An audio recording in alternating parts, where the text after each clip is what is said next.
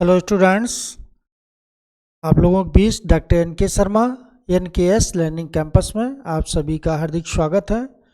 आज हम लोग इतिहास में एक नया अध्याय शुरू कर रहे हैं। उसका नाम है मिडवल हिस्ट्री। वास्तव में मध्यकालीन इतिहास, जो कि आधुनिक इतिहास मैंने पढ़ा दिया है। आज मेरा नया टॉपिक यानी कि मध्यकालीन इतिहास। वास्तव में मध्यकालीन इतिहास कहाँ से शुरू होता है और कहाँ समाप्त होता है, इसका आज हम आप लोगों को विधिवत चर्चा करेंगे। वास्तव में मध्यकालीन इतिहास, कोई भी परीक्षा हो, आप जान ही रहे हैं, सभी लोग जो पेपर दे रहे हैं, कि आधुनिक इतिहास के बाद अगर देखा जाए तो दूसरे नंबर कभी कभी क्वेश्चन यहीं से उठा देते हैं। और कहा जाए कि 712 यहाँ से हमारा मध्यकालीन इतिहास चालू होता है और 712 से चालू होता है और जाकर कब ये हमारा समाप्त होता है, तो कहा जाए बहादुर शाह द्वितीय। वास्तव में बहादुर शाह द्वितीय जब 1857 की क्रांति होती है, उस समय ये कहाँ भेज दिया जाता है, बंदी बनाकर रंगून भेज दिया जाता है। इसके बाद हमारा मध्यकालीन इतिहास समाप्त होता है और हम लोग आधुनिक भारत में प्रवेश करते हैं। तो मित्रों, इस बीच में कई चीज़ें हमें पढ़नी हैं। जैसे कि सबसे पहले अरब भारत में आए। 712 में अरबों ने यहाँ पर शासन किया। कैसे किया? लेकिन शासन नहीं किया, एक तरीके से देखा जाए उन लोगों का मेन उद्देश्य था यहाँ पर लूटना और चले जाना। यानी कि चाहे वो मोहम्मद बिन कासिम हो, चाहे महमूद गजनवी हो, चाहे मोहम्मद गौरी हो, इन लोगों का कोई इतिहास यानी कि यहाँ मिलता ज़रूर है, लेकिन कोई यहाँ स्थायी निवास के रूप में नहीं आए थे। इनका मेन मकसद था कि भारत को यानी कि यहाँ से लूट कर और अपने देश अफगानिस्तान जाना था। तो इसके बाद एक चीज़ और ध्यान देना है कि मोहम्मद गौरी और मोहम्मद गौरी के जो 3 दास थे, ऐबक था, यलदोस था, कुबाचा था। ये वास्तव में 3 जो दास थे, इन तीनों दास में मोहम्मद गौरी की मृत्यु के बाद युद्ध भी होता है। और कहा जाए बाद में इसमें सबसे योग्य और वफादार जो था मोहम्मद गौरी का दास, वो कुतुबुद्दीन ऐबक था।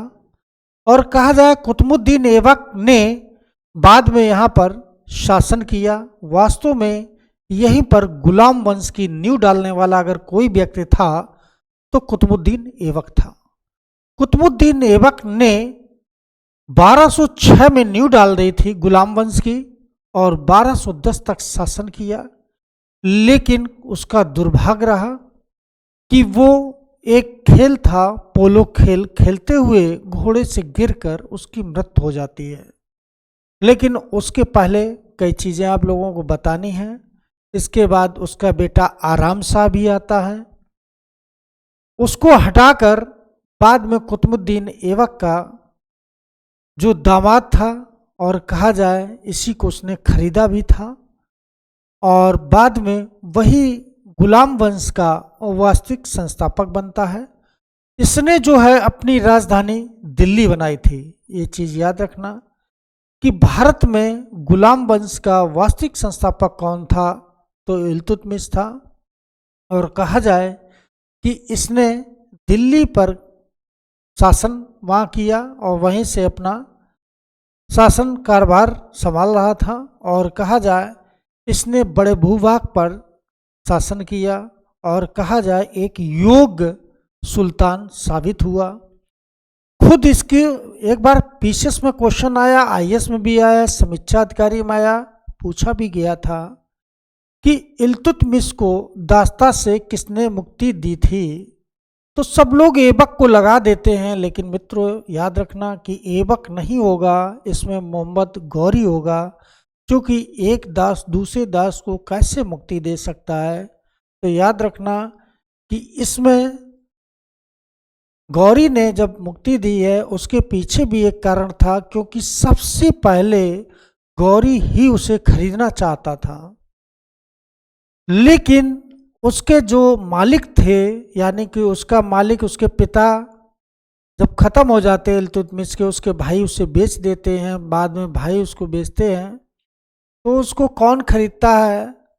तो याद रखना कि ऐबक खरीदता है। चूँकि गौरी ने प्रयास किया, इतना ज़्यादा मूल था तो उसने मना कर दिया था। फिर बाद में इशारा किया ऐबक ने कि ग्वालियर पहुँचो। ग्वालियर जाने के बाद वहीं पर ऐबक खरीद लेता है चुपके से। बाद में एक युद्ध होता है, अंधखुद का युद्ध। वास्तव में अंधखुद के युद्ध में अगर गौरी के प्राण बचाए हैं तो इल्तुतमिश ने ही बचाए हैं।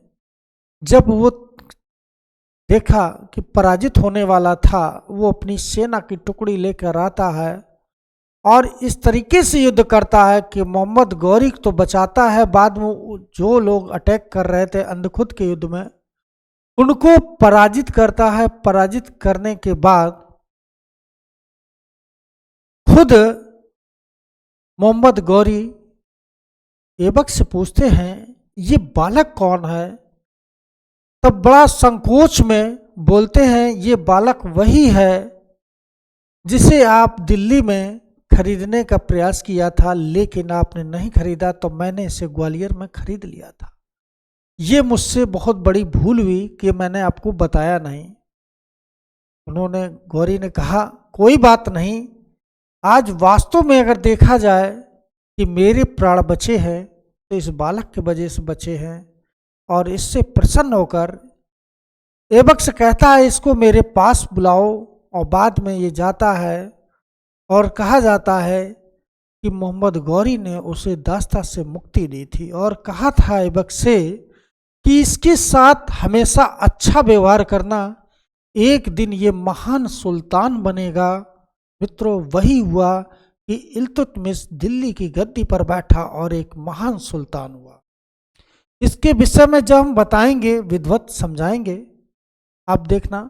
और अभी हम लोग अब चर्चा करते हैं कि 712, देखो ध्यान दो कि 712 में जब अरबों का आक्रमण हुआ तो यहाँ पर अरब जो वहाँ का था अल हजाज का सेनापति कौन था? मोहम्मद बिन कासिम। मोहम्मद बिन कासिम। तो ये जो मोहम्मद बिन कासिम है ये किस पर अटैक करता है? कि सिंध पर अटैक करता है। और कहा जाए सिंध पर शासक किसका था? दाहिर का था। जब दाहिर पर अटैक करता है तो कहा जाता है ये दाहिर पराजित हो जाता है। और दाहिर पराजित होता है, ये मारा जाता है। और इसके बाद मोहम्मद बिन कासिम ने सिंध पर अधिकार कर लिया। और कहा जाए कि सबसे पहले क्वेश्चन बनेगा कि भारत में जजिया कर किसने लागू किया? तो इसी ने जजिया कर इसने वसूला था। यानी कि जजिया कर ये वसूलने वाला है। यानी कि 712 में जजिया कर जो लगता है। और ये कब तक चलता है जजिया कर? याद रखना कि मोहम्मद शाह के समय तक चलता है। किसके समय तक? मोहम्मद शाह के समय तक चलता है। यानी कि 1720 तक ये जजिया कर चलता है। और जजिया कर को पूर्णतः समाप्त किसने किया था? यही मोहम्मद शाह ने। यह भी क्वेश्चन बना है, ठीक है, तो ये चीज याद रखना। और जब मोहम्मद बिन कासिम के विषय में बता दें कि जब ये अल हजाज ने इसको भेजा अपना सेनापति, जब इसने अटैक किया सिंध पर तो दाहिर को पराजित करता है और दाहिर मारा जाता है। और दाहिर की इसकी मोहम्मद बिन कासिम की 2 पुत्रियां होती हैं, सूर्या देवी, परमाल देवी। एक है सूर्या देवी और दूसरी परमाल देवी। यही दोनों जो पुत्रियां हैं, यानी कहा जाए कि मोहम्मद बिन कासिम का मृत्यु का कारण भी बनी थी। क्यों? क्योंकि जब इसे बंदी बनाया, यानी कि इनको दोनों को पकड़कर और किसके पास भेजा? यानी कि अपने सुल्तान यानी कि पास भेजा, और कहा जाता है जब उनके पास भेजा कि हम उपहार स्वरूप ये दो पुत्रियां, मतलब उसकी मोहम्मद किसकी थी, दाहिर की, भेंट कर रहे हैं। जब ये दोनों पहुंचते हैं तो ये कहती हैं कि इन्होंने मेरा पहले ही धर्म भ्रष्ट कर दिया, यानी मेरे साथ गलत किया। तो इसके बाद क्रोधित होता और कहा जाता है इसको मरवा कर इसकी खाल में भूसा भरवा देता है। रिश्ते में ये भतीजा भी दामाद भी लगता था, लेकिन इसे मरवा दिया चूंकि ये व्यक्ति अल-हज्जाज अच्छा व्यक्ति था। तो ये चीज याद रखना, ठीक है। जब हम लोग चलेंगे, आज तो पूरा सिलेबस विषय में हमें बताना है, जब चलेंगे विधिवत इसको बताया जाएगा। इसके बाद वास्तव में यहाँ पर फिर अलग अलग शासक आते हैं। अलप्तगीन आया, अलप्तगीन जब आता है फिर सुबुतगीन आया, और सुबुतगीन के बाद आता है महमूद गजनवी।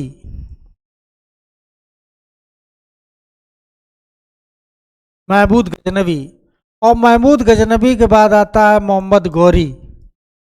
पहले हम लोग चर्चा करते हैं इन लोगों की। अलप्तगीन बैठता है, अलप्तगीन यानी कि गजनी का शासन था। सुबुतगीन आता है, और सुबुतगीन के दो बेटे थे, एक महमूद और था, एक महमूद बेटा और था, लेकिन उसको ना बनाकर महमूद गजनवी गद्दी पर बैठता है। और कहा जाता है कि महमूद गजनवी जब गद्दी पर बैठा तो वास्तव में सुल्तान की उपाधि धारण करने वाला पहला व्यक्ति कौन था, तो महमूद गजनवी था। और कहा जाए कि भारत पर 17 बार आक्रमण किए ये व्यक्ति कौन था, तो महमूद गजनवी था। और कहा जाए ये 17 बार अटैक किया, इसकी जानकारी किसने दी, तो हेनरी इलियट ने दी थी। याद रखना कि हेनरी इलियट ने ये जानकारी दी कि महमूद गजनवी ने भारत पर 17 बार आक्रमण किया। और कहा जाए कि अलबरूनी किसके दरबार में आया था, तो महमूद गजनवी के दरबार में आया। और कहा जाए कि इसने अपने सिक्के जो अंकित करवाए तो उसमें एक तरफ संस्कृत में उल्लेख था और एक तरफ मोहम्मद गजनवी नाम लिखा हुआ था। ऐसे सिक्के ढलवाए थे। और इसके जो अटैक हुए इसकी हम विधिवत चर्चा करेंगे जब हम विधिवत इसको पढ़ाएंगे। इसके बाद मोहम्मद गौरी बैठता है। मोहम्मद गौरी वास्तव में यह भी जब बैठा गद्दी पर तो कहा जाता है इसका भी मेन उद्देश्य यही था। हाँ, एक चीज़ और याद रखना, महमूद गजनवी यानी कि इसका जाटुक देखो जो इसका 1025 में अटैक हुआ था सोमनाथ के मंदिर पर, तो कहा जाता है उस मंदिर में जब अटैक किया तो मंदिर की मूर्तियों को तोड़ देता है। वहाँ से इतना अपार धन संपदा मिली कि रास्ते में जब गिरा तो लोग भी अमीर हो गए, यानी कि इतना वहाँ से माल लेकर आया और वहाँ की मूर्तियाँ तोड़वा कर, और कहा जाए अफगानिस्तान में जो मस्जिद थी वहाँ पर सीढ़ियों पर लगवा दी थी। तो यह एक चीज़ ये याद रखना। और उस समय शासक कौन था, तो भीम प्रथम था। ठीक है, तो ये चीज़ याद रखना। इसको एक जगह सफलता नहीं मिली थी, जम्मू कश्मीर में, वहाँ रानी दिद्दा का शासन था, वहाँ इसको सफलता नहीं मिली, बाद बाकी इसको सफल रहा। इसके विषय में पूरी हम जानकारी विधिवत देंगे। फिर इसके बाद मोहम्मद गौरी के विषय में हम चर्चा करें कि मोहम्मद गौरी वास्तव में मोहम्मद गौरी यह भी एक महान सुल्तान था। और कहा जाए कि लक्ष्मी आकृत के सिक्के चलाने वाला पहला मुसलमान शासक कौन था, तो याद रखना यही मोहम्मद गौरी था जो लक्ष्मी आकृत के सिक्के चलाए। यानी कि अगर देखा जाए तो मुस्लिम लोग कहाँ, ये लोग तो अपने धर्म के चलाते थे, लेकिन इसकी आस्था यानी कि थे हिंदू देवी देवताओं के प्रति, तो इसी वजह से इसने लक्ष्मी आकृत के सिक्के भी चलवाए थे। और कहा जाए कि इसकी 3 पराजय हुई थी, तो ये भी याद रखना कि एक इसकी गुजरात की अहलवाड़ जो गुजरात में वहाँ पर इसकी पराजय हुई। दूसरी इसकी पराजय तराइन के प्रथम युद्ध में जब पृथ्वीराज तृतीय से पराजित करते हैं तो ये वहां से बचकर किसी तरीके से आता है। अगर पृथ्वीराज चौहान चाहते तो उस समय इसको मार सकते थे, लेकिन एक सिद्धांतवादी राजा थे, उन्होंने कहा कि हारते हुए व्यक्ति के ऊपर हम वार नहीं करते हैं, और यही कारण बना उनकी मृत्यु का। कहा जाए कि अधकुचले यानी कि सांप को जैसे छोड़ दो, बाद में बदला जरूर लेता है, वही हुआ कि मोहम्मद गौरी ने प्लान बनाया कि आज तो हम बचे हैं लेकिन मुझे बदला लेना ही है। तो उस समय एक घटना और हो रही थी। कौन? जयचंद। यानी कि वास्तव में देखा जाए जयचंद, तो जयचंद जो था, जयचंद का पृथ्वीराज तृतीय से, ध्यान देना, पृथ्वीराज तृतीय है, द्वितीय न प्रथम है, पृथ्वीराज तृतीय से ईर्षा चल रही थी, क्योंकि इसकी जो पुत्री थी, याद रखना, इसकी पुत्री जो थी संयोगता, तो संयोगता से प्रेम कौन करता था? पृथ्वीराज चौहान करते थे, चूंकि वो बहुत सुंदर थे, और पृथ्वीराज चौहान चाह रहे थे कि हम इससे विवाह कर लें, और प्रस्ताव भी रखा था, लेकिन जयचंद ने स्वीकार नहीं किया। तो कहा जाए कि उन्होंने जबरदस्ती संयोगता को उनके यहाँ से उठा लिया। यानी कि एक तरीके से देखा जाए गंधर्व विवाह और राक्षस विवाह दोनों यहाँ पर क्रियाएं मिलती हैं। गंधर्व इस वजह से क्योंकि प्रेम करते थे तो गंधर्व हो जाता, लेकिन उसके पिता ने जब नहीं देना स्वीकार किया तो जबरदस्ती हरण कर लिया, उठा लिया, तो यानी कि राक्षस विवाह भी हुआ। तो याद रखना कि जयचंद ने फिर सोचा क्यों ना अब इनसे हम बदला लें। तब वो अपनी प्लान बना रहा था कि हमें बदला लेना है, किसी तरीके से कुछ भी हो जाए, और वो इस खोज में था कि कैसे हम बदला लें। उसी बीच में उसकी भेंट होती है, किससे? याद रखना, मोहम्मद गौरी से भेंट होती है। मोहम्मद गौरी से कहा हम आपका साथ देंगे। तो मोहम्मद गौरी ने ये कहा था कि मैं यहाँ पर यानी कि पराजित कर कर मैं अपने देश लौट जाएंगे, तुम्हें शासन सत्ता सौंप देंगे। वो लालच में आया और उसने हाँ कर दिया।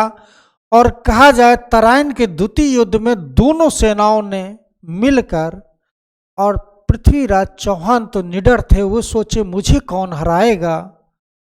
तो यही उनकी सबसे बड़ी भूल हुई, और इसके बाद उन्हें पराजित कर देते हैं। और पराजित करने के बाद कहा जाए उन्हें बंदी बनाकर अजमेर ले जाया गया, और बाद में वहीं पर इनको मारा जाता है, बाद में उनकी हत्या कर दी जाती है।